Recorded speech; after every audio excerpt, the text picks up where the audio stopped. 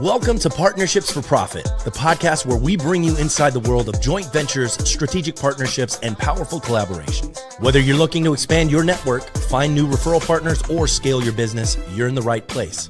Let's get started. On this episode of Partnerships for Profit, we're diving deep into the future of business growth with David Asarnow, an AI monetization strategist, TEDx speaker, and the mastermind behind the Revenue Multiplier Matrix. With over $745 million in client revenue generated and 2 companies scaled to 8 figures in record time, David knows how to cut through the AI noise and turn it into a serious profit engine. So if you're a founder ready to smash through the revenue ceiling or avoid the AI hype trap, this might be the one for you. Let's get into it, David. Thanks for having me here. Absolutely. I'm excited to chat. So am I. Give me the short version, because you have a really cool kind of a work through of what got you to what you're doing now. But give me that really short version of taking that initial company to what got you going. Holy crud, I can do this stuff. Well, it's interesting. What helped me grow also created my biggest point of friction and my first big failure, which I talk about in my TED Talk a little bit. The short answer is I am blessed, and I'm grateful that I got an opportunity. The worst day of my childhood was seeing my grandparents pack up their house and move to Florida, because what I'm told anyway, up until 3 years old, I was with my grandparents all the time because my sister was born and my grandparents took me, and they sold everything. My grandfather was 50, my grandmother was 49, started a business in Florida. And then when I was 4, they flew up, brought me down, and I was with them for like a month and a half. And then I was with them for months at a time growing up. Every summer, every vacation, I'd be down there. I grew up in his business. So what is the biggest thing that I believe got me to this point when I look at it? You know, people talk about like dogs and cats being, eye candy or whatever to when you're out there in a dog park. Well, my grandfather used to bring this little kid with him on sales calls, calling on doctors. So I grew up watching him sell, sitting there listening. He'd have people calling on him. He'd have me sit in the office and then afterwards ask me what I thought about the people. I didn't think anything of it at the time, but when I look back, that kind of training helped me out a lot in my career. So much so that when I was in my late 20s, I was working as an employee for a 50-year-old company. They did $68 million in revenue. And I said, I just read this book, Built to Last, by Jim Collins and Jerry Porras. And it was talking about a big, hairy, audacious goal. And I wanted to start well, here's the truth. I resigned. I got an opportunity to go with a startup that actually ended up heading up sales and marketing, and they exited at $500 million. I resigned from my company, and they're like, we don't want to lose you. We can't afford to lose you because of what I've number one person in the company. Yeah. And they're like, what will it take? I said, let me start a new division for the company. So I did. And I remember I got up in front of the room to talk about it.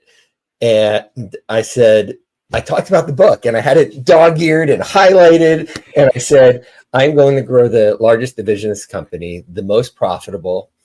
And I'm going to do it in less than 5 years. And everyone laughed at me. My boss looked like he was going to blow up. And although I did ask if he wanted to know what I was going to be presenting, he said, I trust you. So at the end, he screamed at me. He said, either you trust me or don't. Give me the rope and let me succeed, or fire me now. And 2 years later, we're at $22 million. 5 years later, at 45, I left. Then I raised some capital. We acquired the first all digital portrait studio chain. We franchised it. We grew that to 8 figures in 5 years. And then at 40, I was like, what do I want to do with the rest of my life? And that's 16 years ago. Nice. Soon to be 17 years ago. And I said I was going to be a speaker, motivational speaker, trainer, coach. And I didn't do it on my own. Originally, I ended up getting an opportunity to speak with Tony Robbins and Chet Holmes at Business Breakthroughs International, like teaching the things like business mastery. Mm-hmm. And I've got to say, I spoke for free, and I only got paid if I sold coaching, consulting services, or their business mastery, ultimate business mastery system. Yeah. And I became their top closing speaker. But what I really learned is I would be in front of entrepreneurs, and they could fire any problem, challenge, or pain that they had, and I had to solve it on the spot. And I've got to say that the 2.5 years doing that made me realize what I really enjoy doing is helping people solve problems and realizing that I'm actually really good at it and leveraging all my experience. So how did I get to where I am today? That led me to where we are today. I've had Business Nitrogen for 15 years, and AI, when I first saw AI about 2.5 to 3 years ago, and I saw what was possible, I said, either we're going to harness the power of it or we're going to be replaced by it, or replaced by people who have harnessed the power of it. And, being in sales and marketing and helping people grow their sales and marketing, I said, we've got to be able to help people who, if you drive leads, the number one thing that people are bad at is following up on the leads, having that communication, doing everything that they need to do. And we can train artificial intelligence to have a top level conversation better than a human can, to set, at least on the SDR side, to set them up with the person who's going to move them forward and roll them in the company for a high ticket offer. Yeah. So that's how I got the short, long answer of how we got here. Yeah. So let me, because I want to jump into Lead X-Ray, but first, from the sound of it, it sounds like you've developed a portion of your ability to listen to your intention, especially when it came to helping people with their business. What do you do you think? I mean, obviously, a good portion of that being in the room as a kid, you probably have no clue how much you just soaked in from just observation and all of that. What do you think it is that triggered some of this intuition that got you to the point that you were able to tune in enough to the person telling you their problem and find your smooth way straight through that? I do believe that a lot of it was osmosis, but my nickname when I was a kid was Curious George. Love it. It was my favorite book series because I asked a lot of questions. Why are you doing this? Why? Tell me more. And so I think it's, when people say they're leveraging intuition, a lot of times your intuition is based upon the history of understanding patterns and seeing patterns repeat themselves. And when you look at, most businesses overlook growth levers, right? They overlook the clarity of positioning, and they think that I just need to put ads out there. I need to put a funnel. I need to copy this person's funnel, and I'm going to have the exact same results. No, you're not. So when you look at it, I think a lot of it came from as a kid, but I got a lot of opportunities. I mean, I was an entrepreneur as a kid. I raked leaves. I shoveled snow. I delivered papers. I washed dishes multiple times. I was a stock boy in what James Way, which is like Walmart. I did whatever I needed to do to generate money. And so I'm a very entrepreneurial spirit. I worked in corporate America, and I could see, I'd have a discussion. I literally would have a discussion with an executive vice president telling me I disagreed with the decision and direction. He says, well, I'm the boss. I get to decide. And I'd actually go above his head to the CFO, and I'd build a case on why we needed to go in a different direction. And I won. So he wasn't my boss much longer. But one thing that my grandfather told me, he said, even if you work for someone else, treat it like it's your own company. Treat it like it's your money. And if you do that, you're always going to succeed, because 99% of the people you work with aren't going to care. And when you care that much and treat it like your business, you're going to excel in that company. And that's one thing that always stood with me. I heard you tap on that previously, and it was entrepreneurship you were talking about. Yeah. Let's harp on that for a second, because I think that's a really cool thing that I don't think most people that are in a business ever take the moment to realize what they can do from where they're at. Yeah. An entrepreneur, imagine you want to be an entrepreneur, but you're like, the risk of doing it. You know what the most valuable person in a company, I think, is someone who's an entrepreneur, someone who will treat your business as if it's their own. They care that much. They'll fight for it. They'll look at every dollar that's spent and not try to hide the raincoat in the expense report.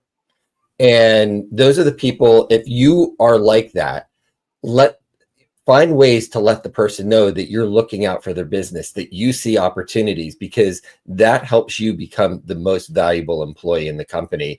It helps you become the entrepreneur, the CEO, the executive's right hand. And guess what? As they grow and move up, they're going to look to keep you around and give you those opportunities and give you the opportunity to do more, to make more, because they know that you care. And unfortunately, not everyone does. Most people, many people are out for themselves. Yeah. Have you found that within your team that you keep seeing your entrepreneurs slowly growing and growing? You know, it's interesting. We've been blessed to have one for the past 3 years, one of the top companies in the United States to work for. And we don't have a lot of turnover. We don't. I do believe that people care. It's so funny sometimes that the team's got my back, and it's like, it's amazing to see and experience and feel that, knowing that the people care like they do. Are they entrepreneurial? I have an amazing team. I do believe that an amazing loyal team, and some people have been with me for 15 years since I started. That says a lot about you. So I've had some multiple family members that work for me in the same family. My grandfather did the same thing. So I'm repeating some things that I learned growing up. And, that's all I could say. Are they entrepreneurial? Some of them are. I've encouraged them to be. So, I had someone who came to me and says, "Hey, I want to grow. What do I need to do?" I said, "Treat this company like it's yours. Come give me ideas. Take initiative. Don't wait for me to tell you to do something. Go figure something out. Bring it. Say, hey, I figured this out. Here's a new revenue stream, or here's what we could do differently." You take the initiative to do it. To me, that's showing ownership. Yeah, love that. So let's jump into Lead X-Ray. Yeah, newest product. All right, let's hit me with it. It's interesting. There's something that I've wanted for years. I'd love to, and I knew that it was available from big data, especially with that whole Cambridge Analytica thing happened with Facebook years ago. And I wanted to be able to get that data. And there's some companies that sell like, hey, you can get people that, their buyer intent, but you're going to get like 40,000 leads. And of that, you upload a custom audience, and maybe you get 500 of them. Yeah. I was able to acquire ongoing data. It's as if we're intercepting a Google, Bing, a ChatGPT, or a Gemini search. And when someone's searching for a company name, or they're saying they have shoulder pain or knee pain, or they're looking for gut health solutions, all of a sudden, and if we're buying that data, we'll get the person's, when they clicked on that keyword, the keyword that they clicked on. Wow. We'll get their name, their email, their cell phone numbers. Why is cell phone number important? Because if we want to create a custom audience, we can't use their business information. We need their personal information, because most people use their personal information. What we found is we can create a custom remarketing audience with this data and get 90+% accurate data that's now we're targeting people based upon their intended search. So we're getting a lead without paying for that click. And sometimes the click costs $5 or more, and we're selling a lead for less than the click, and then turning a custom audience. We're dropping postcards to those people within an hour of them actually searching for data. And we're integrating that into our AI funnel system. So when we're doing leads with someone, we're driving traffic this way. We're getting something lumpy mail inside of someone's hand. And then we're using artificial intelligence to have that someone raise their hand, said, "I'm interested in XYZ." And we're having AI agents have a text conversation, having a voice conversation, with the intention of booking that appointment for the client. Wow.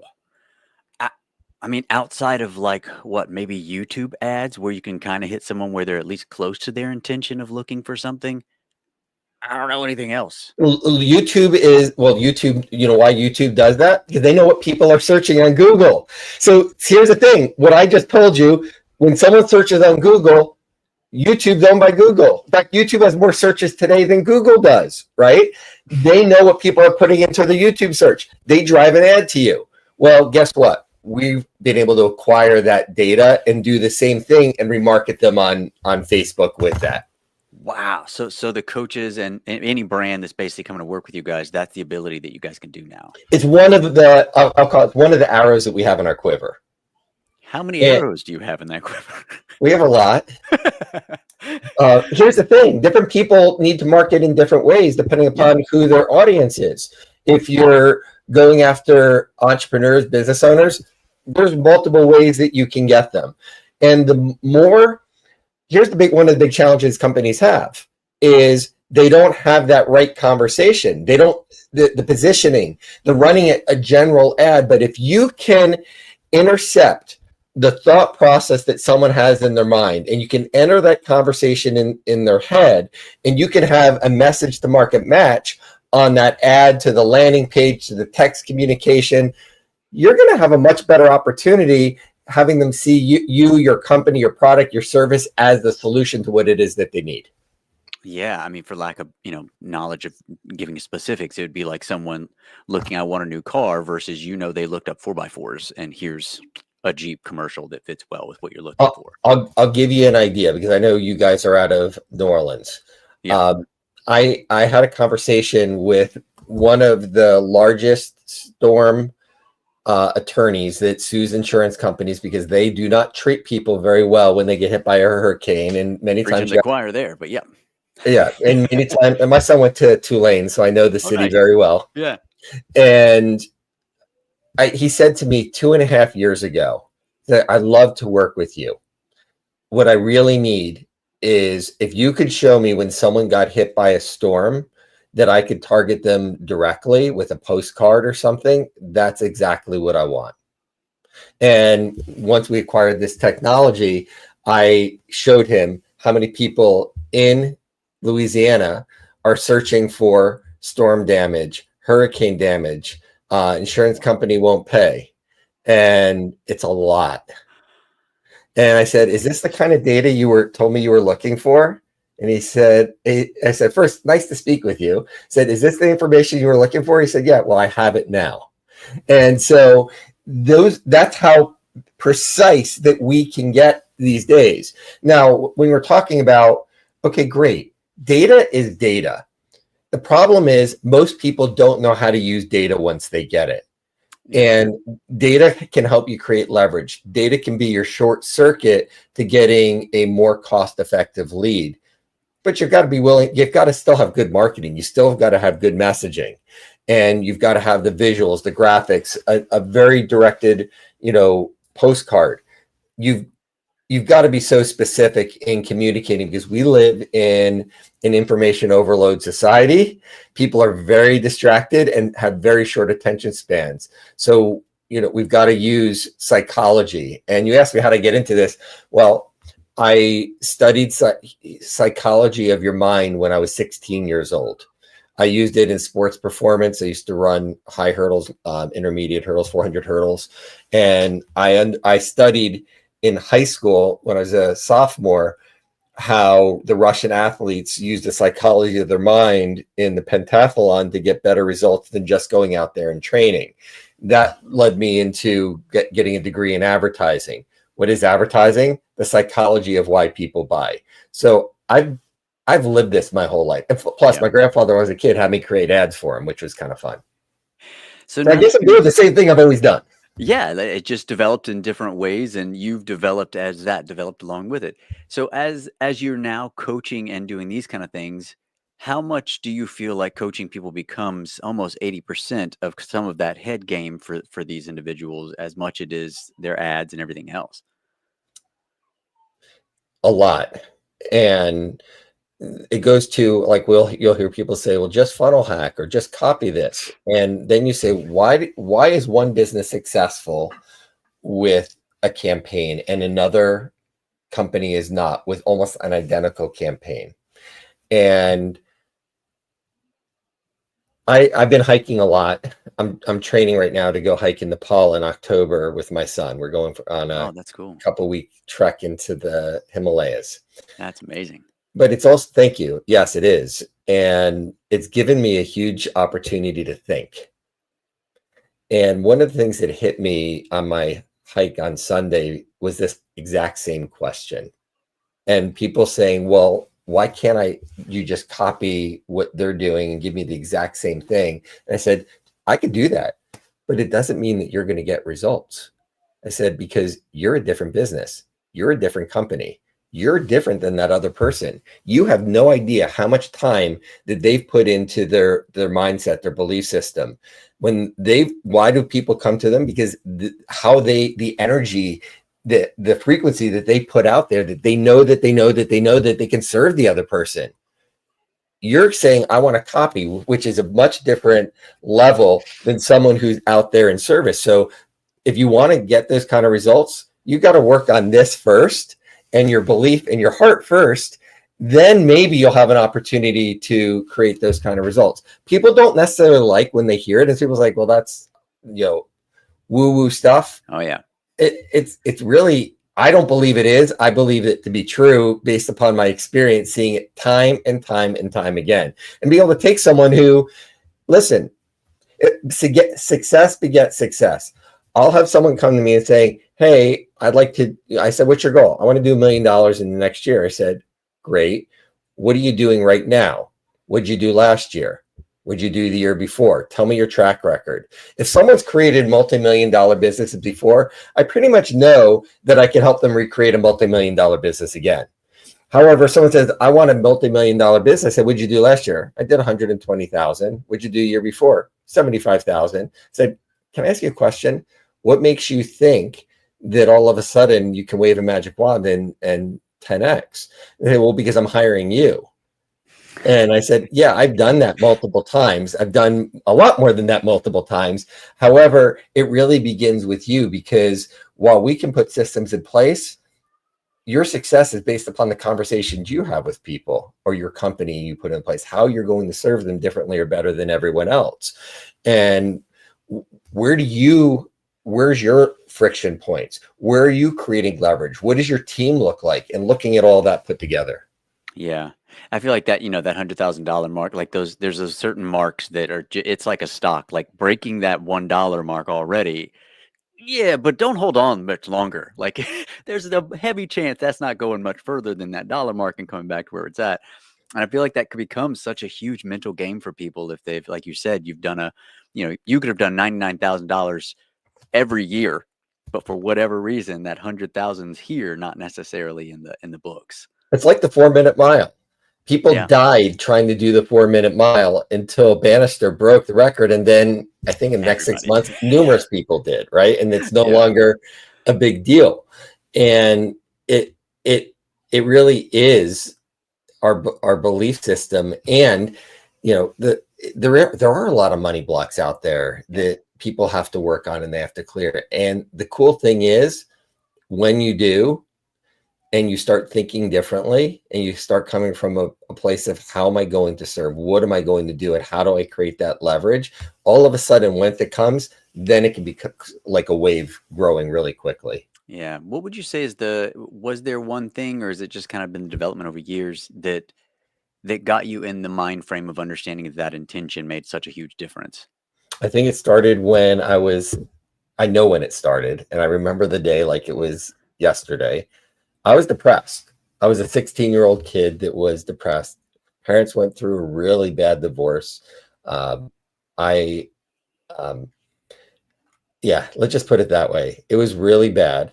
I never wanted for anything, but if I wanted anything outside of the basics, I had to pay for it myself, which is why I was shoveling, snow. But I never thought anything of it. Sure. But what happened is I was not happy and had a lot of not good thoughts. And for some reason, my dad went to the mall one day and I broke off from him, and I went into a bookstore. Back then, there was a lot of bookstores. Walden Books was in the mall.